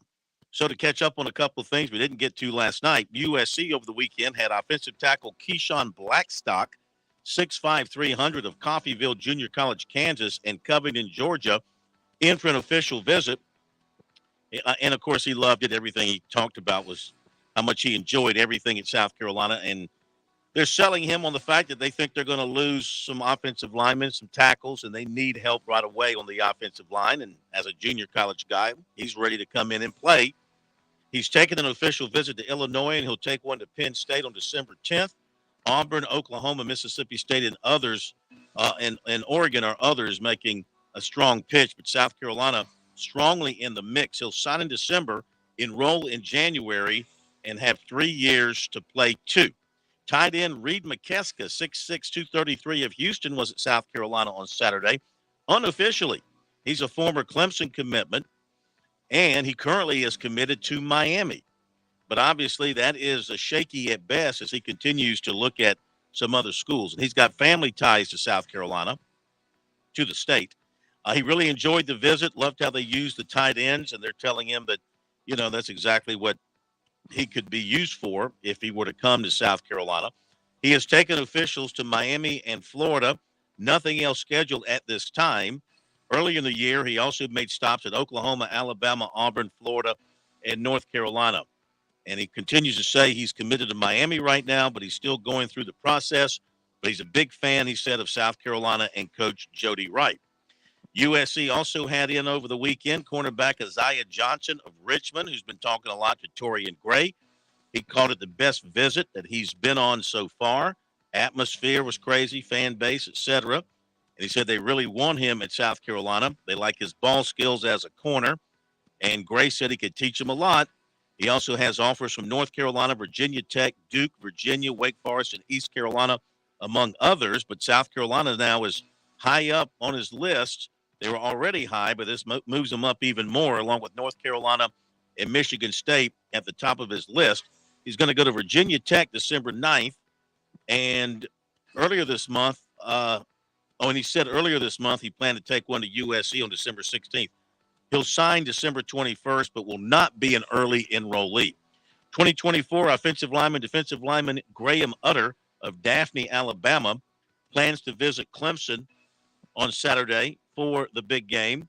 Also, running back Christopher Johnson of Fort Lauderdale has said an official to Clemson for this weekend, according to 24/7 Sports, and he's got one to Penn State for December 9th. Miami and Ole Miss are also heavily involved. 2025 receiver Marshall Pritchett, Rabun Gap, Georgia, plans to be at Clemson Saturday. 2026 quarterback Mason Holtzclaw of Wren plans to be at Clemson on Saturday. 2026 left-hander Jack Stepp of Wade Hampton of Greenville, he committed to Clemson. And athlete Sudarian Harrison of Woodland did take his official visit to Louisville this past weekend. USC target running back Robert Henry of Jones College was named the Walter Jones Trophy winner as the National Junior College Player of the Year. And we'll be back after the break. On Point Weather is made possible by our friends at Palmetto Citizens Federal Credit Union. on 107 The Point. And here's tonight's forecast. Clearing skies and a low dipping down to 42 overnight. Tomorrow looks wonderful with sunshine and a much warmer 68 is our high. Looking ahead on Thanksgiving, we'll have mostly cloudy skies and 63 the high. After the turkey, bring the umbrella for all those Black Friday sales and 80% chance of showers at high of 62. Brian Leonard with your On Point local weather. You've waited to start the big project at your home. Wait no more. All Southern Construction is the local family-owned and operated group to make your dream a reality. We do home additions, sunrooms, decks, and porches. We can also do shingle or metal roofing, and our work is guaranteed. Whether it's a repair or a brand new addition, All Southern Construction will be with you from start to finish. Online, find us at allsouthernconstruction.com or give us a call at 206-4816. That's 206-4816.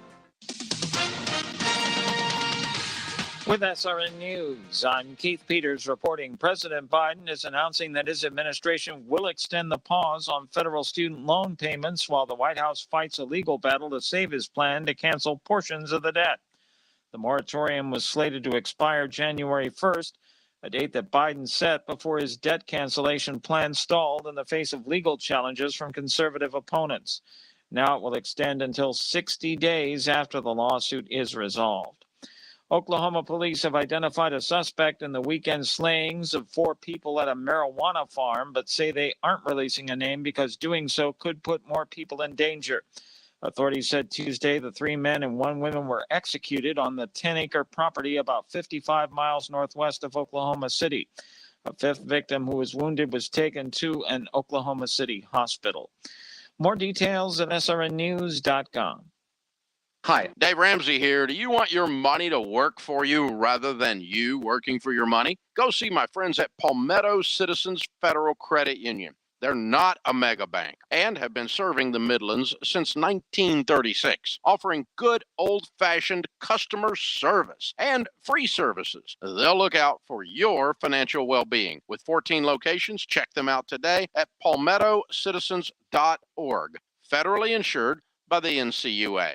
If you're looking for the best deals of the year in firearms, ammo, AR accessories, scopes, and gun safes, do not miss your chance at Shooter's Choice. It's that time of the year to bust open the Black Friday weekend deals. 3 full days with off-the-charts special pricing. Now, there's plenty of inventory to choose from, but with some limited quantities. Don't let someone else beat you to it. Shooter's Choice will kick off the Black Friday weekend sale Friday morning at 6 a.m. You can't afford to miss out on this event. The low pricing will shock you. Check out Shooter's Choice on Facebook for early release of sale pricing and items that are available. And if you don't feel like dealing with gas prices or traffic, just shop online at shooterschoicesc.com. Huge price reductions across the board, hundreds of items, no rain checks. Get out to Shooter's Choice, Sunset Boulevard in West Columbia, Friday morning at 6 a.m. or all weekend long. The 3-day sale prices will blow your mind. We'll see you at Shooter's Choice on Sunset Boulevard in West Columbia, Friday, 6 a.m. Make it your first choice. Your best choice. Make it Shooter's Choice. Attention listeners, con artists have many tricks for stealing your money, but the AARP Fraud Watch Network is here to help you protect yourself and your family. We give you the tools you need to spot and avoid scams. So listen for the AARP Fraud Watch Network alerts. Use our scam tracking map to see the latest scams and sign up for prevention tips and alerts from law enforcement. To learn how to outsmart con artists before they strike, visit aarp.org/fraudwatchnetwork. Hey, it's the Cigar Militia. We want to thank the Midlands for a wonderful first year. Thank you for helping us grow. We had no idea we had so many good friends out there. One thing I love about the cigar culture is we all have our favorite brands, but we're also willing to try new ones too. Come in and get your old standby or have one of our knowledgeable staff members walk you through the humidor to your new favorite. We're at 1410 Colonial Life Boulevard in the same plaza as the Melting Pot Restaurant. Everyone seems to be hiring these days, but are they good jobs where there's potential for growth? What about on-the-job training and competitive wages, including health insurance and a 401k plan? Professional Printers is looking for their next star. They're a local printer with 2 locations, 130 employees, and a national clientele. If you've got a good attitude, want to learn some great skills, and work in a positive environment, reach out on proprinters.com or apply in person at 301B Greystone Boulevard.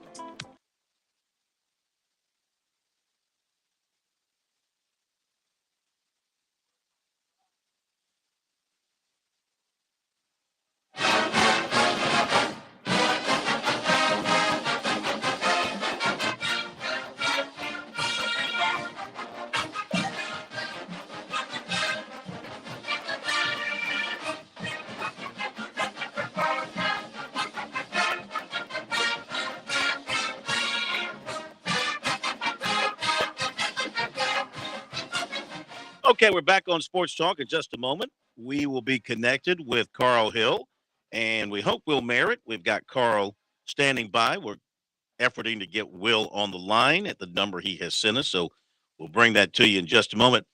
In the meantime, I'll pass along a couple of other recruiting notes. 2025 quarterback Joshua Sims of Blacksburg plans to visit Georgia on Saturday. Young man to keep an eye on. Clemson commitment receiver Noble Johnson of Rockwall, Texas, going to take his official visit to Clemson this weekend. 2025 receiver Cameron Sparks of Chattanooga and 2024 wide receiver Amari Jefferson of Chattanooga. They were offered by USC. They go to the Baylor School, and that is where Eric Kimry is the head coach. And Jefferson is currently committed to Tennessee. Is currently committed to Tennessee for baseball.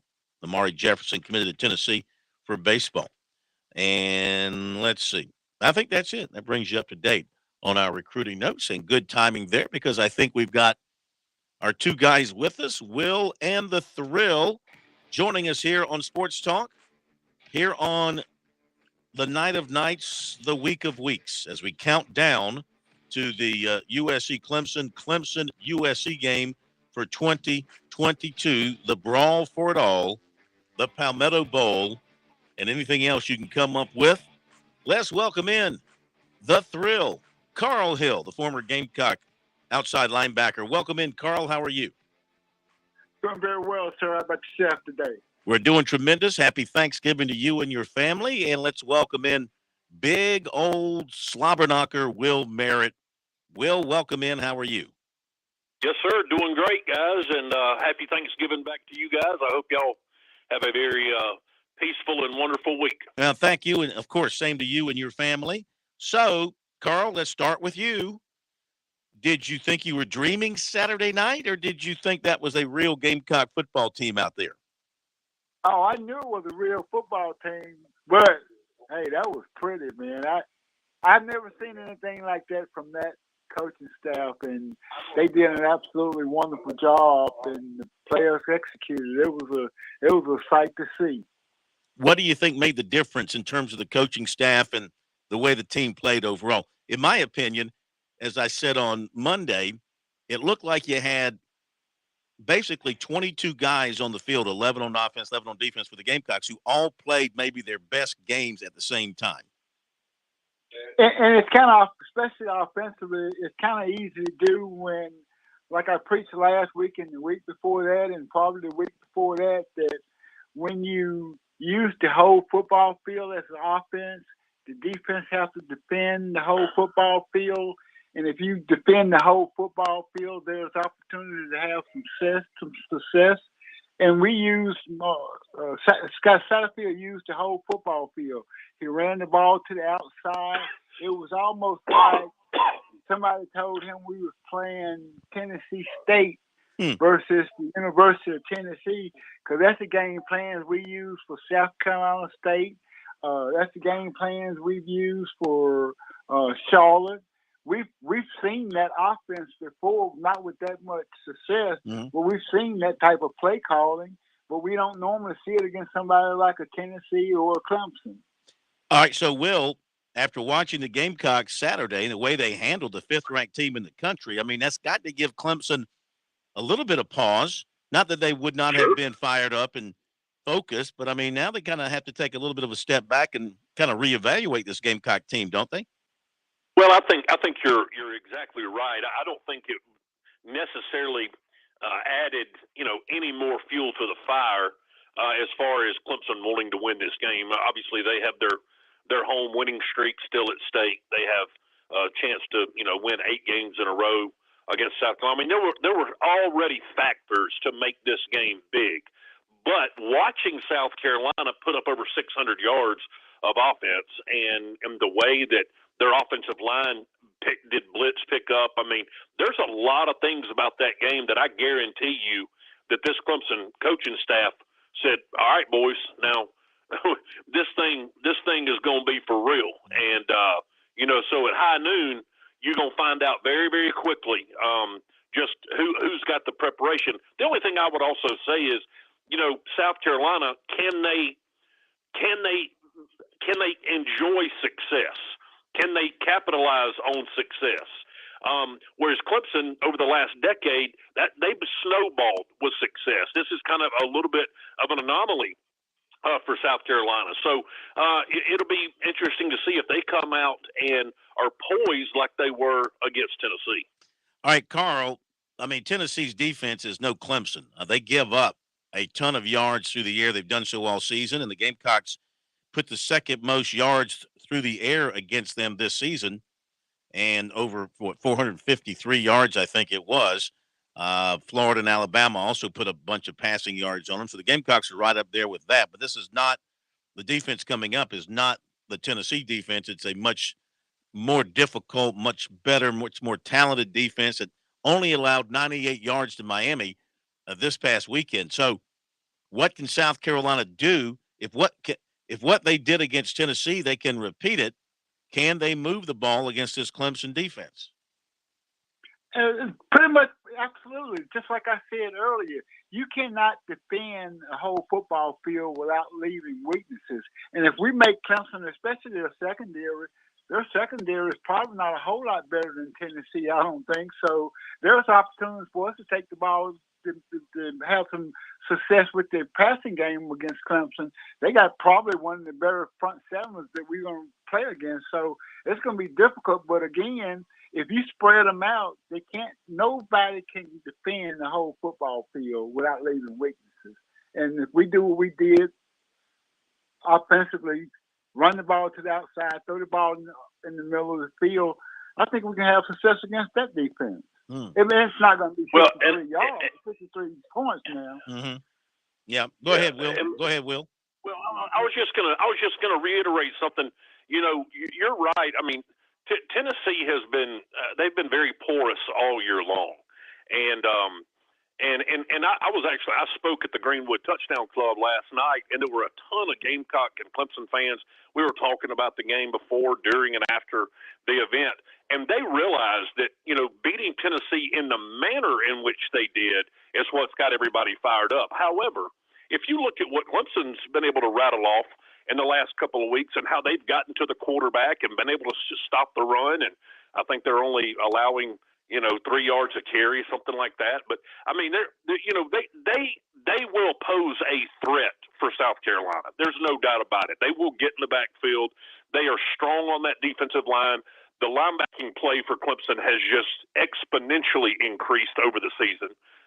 So I think that it will not be a Tennessee defense, just to reiterate what you said. No, much better than a Tennessee defense. Will and the Thrill with us here on Sports Talk as we break down the USC and Clemson game coming up on Saturday.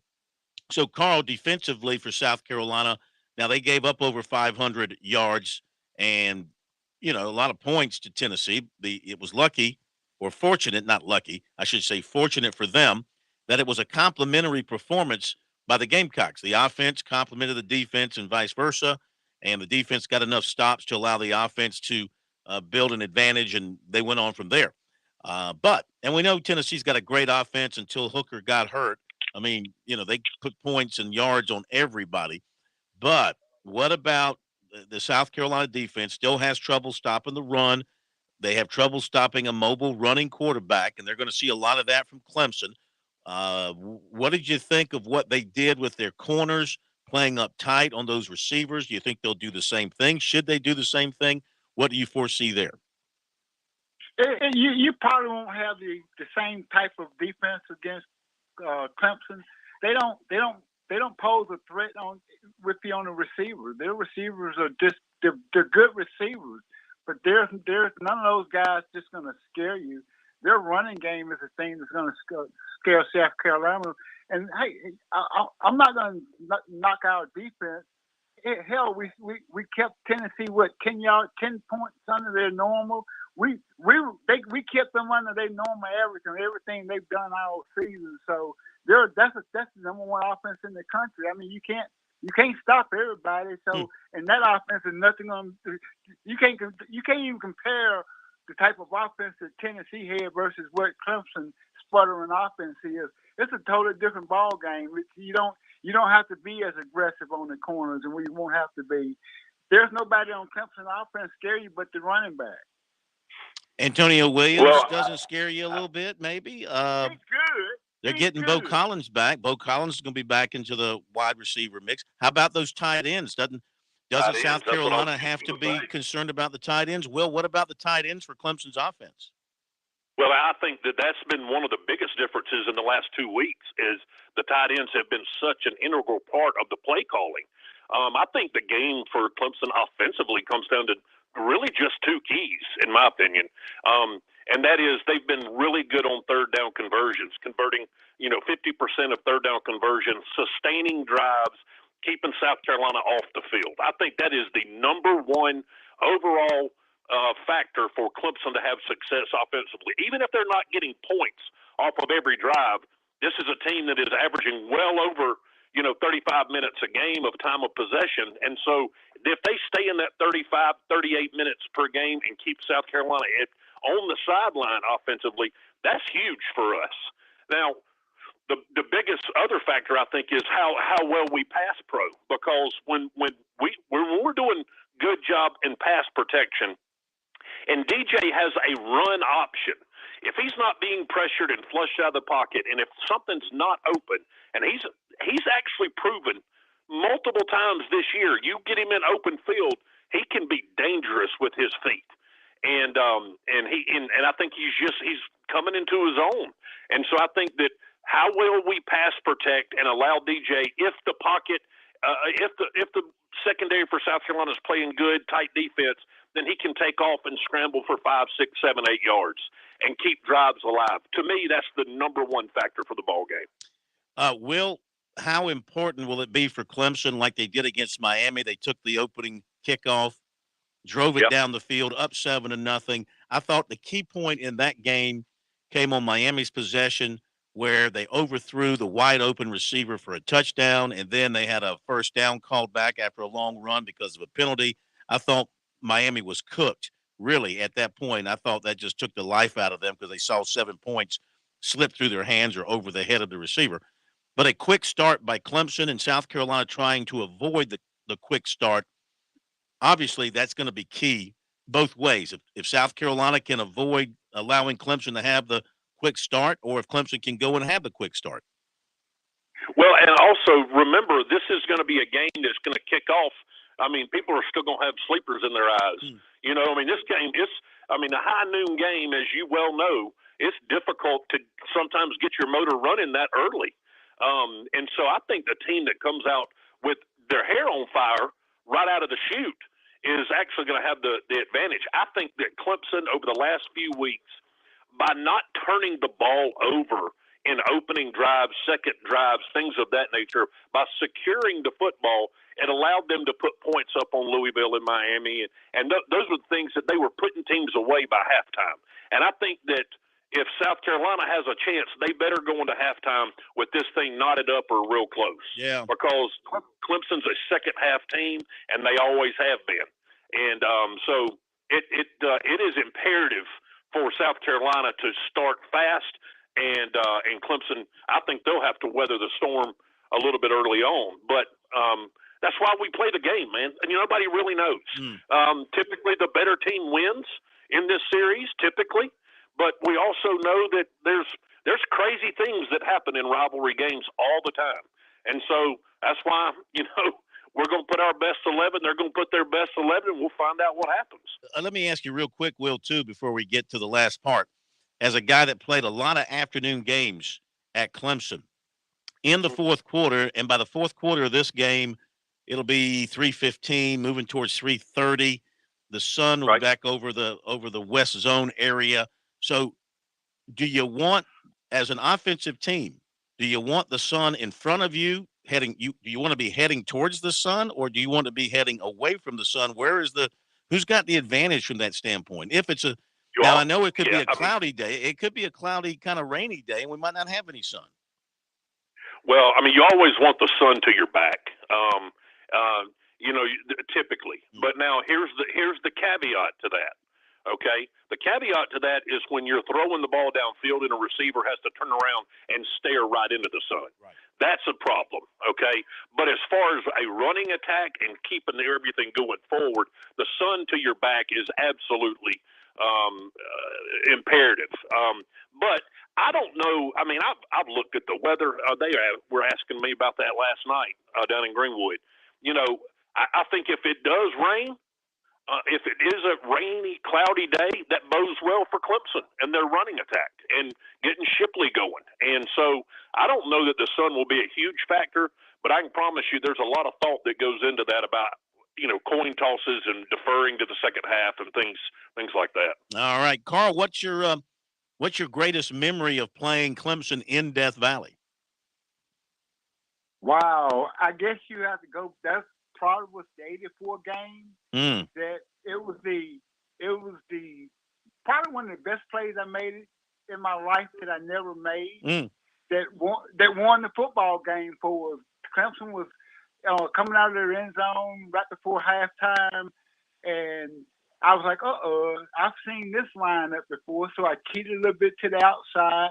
Quarterback went back to throw it, looked at me, and like, I can't throw it. And he took the ball and turned around and got ready to throw it somewhere else.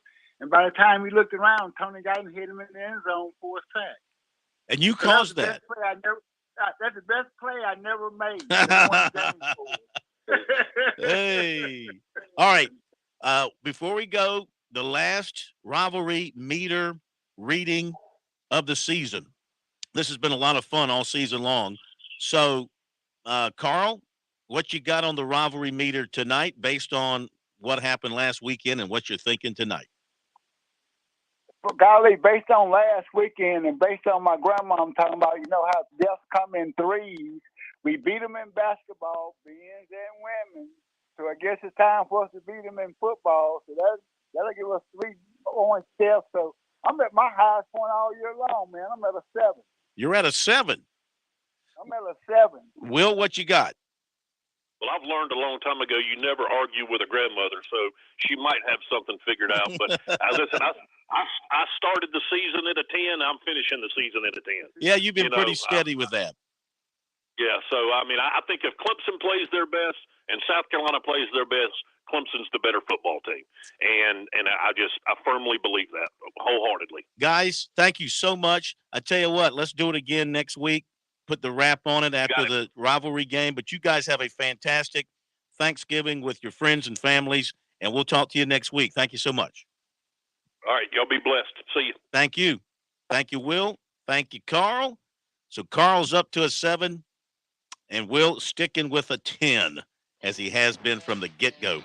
Those guys have been fantastic all season. We appreciate them being with us here on Sports Talk. Going to hit the break and come back and wrap things up on this Tuesday edition. Don't forget, we're back tomorrow night, off on Thursday, and on Friday, coming to you from Dave & Buster's up in Greenville.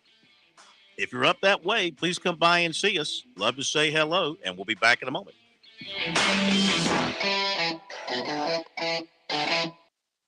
Show your team pride wherever you go with Founders Federal Credit Union's collegiate debit cards. Get your University of South Carolina and Clemson University debit cards at any Founders office or by calling 1-800-845-1614. Plus, our debit cards are digital wallet ready, so you can pay however you please. Not a member? Visit RelaxJoinFounders.com or one of our 37 convenient locations to see if you qualify for membership. Terms and conditions apply. Founders Federal Credit Union is federally insured by NCUA. Life, it has its ups and downs. Sometimes it's little things like hitting every red light or dropping your cell phone. Maybe it's the bills, rent, or pressure at work. But when it comes to the South Carolina Education Lottery, you should never feel like playing will solve everything. The lottery is a game. It's played for fun. So set a dollar amount. Expect not to win and make sure responsibilities, family, friends, and work come first. Visit PlayResponsiblySC.com. Touchstone Energy Cooperative members save more on electricity, and members save more on insurance, groceries, healthcare, restaurants, travel, concerts, and sporting events through Co-op Connections. Touchstone Energy is an alliance of the member-owned electric cooperatives, and as a member, the power is yours. Experience the power of co-op membership with Touchstone Energy and find out how much you can save on electricity and a whole lot more at touchstoneenergy.com.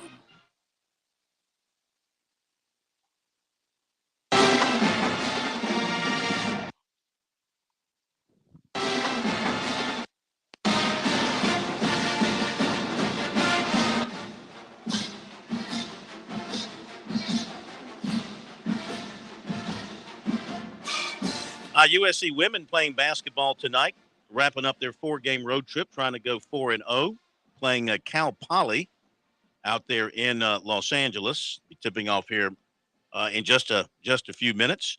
And let's go to Gamecock Larry, who has dialed us back up. Oh, by the way, let me say this real quick. I know there was a television reporter in Mississippi who reported last night that Lane Kiffin's going to be the new coach at Auburn. And Lane Kiffin fired back at him, and others have, of course. I believe the reporter 100%. This is the guy that broke the story on Cohen going from Mississippi State to Auburn, and now he's reporting this story. Makes sense to me.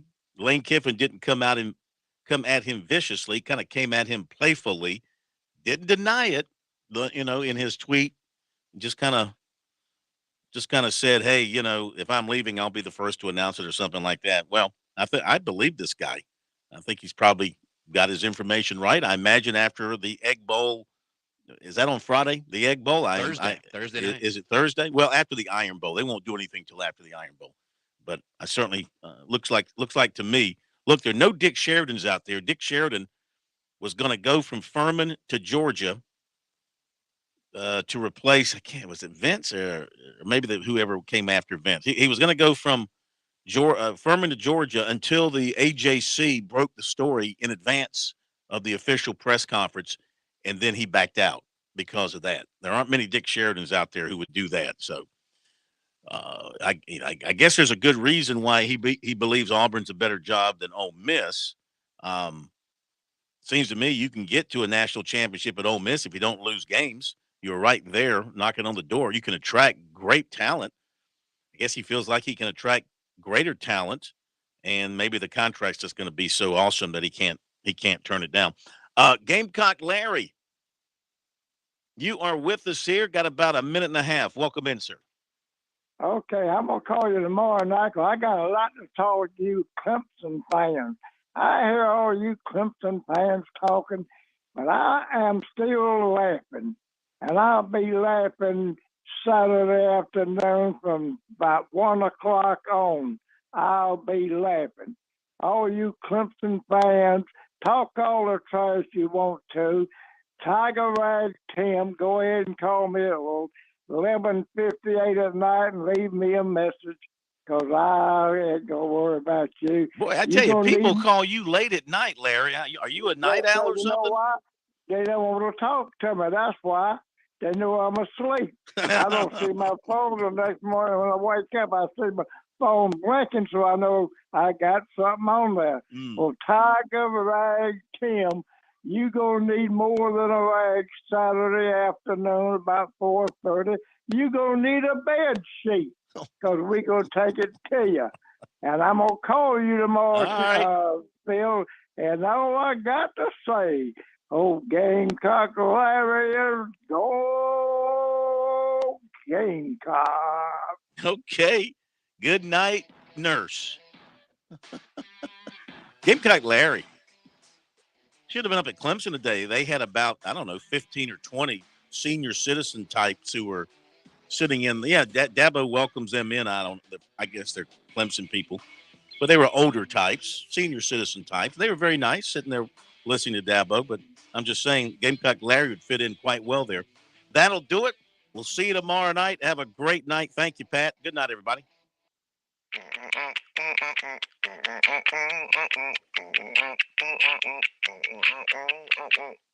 Someone will be right with you. The Point.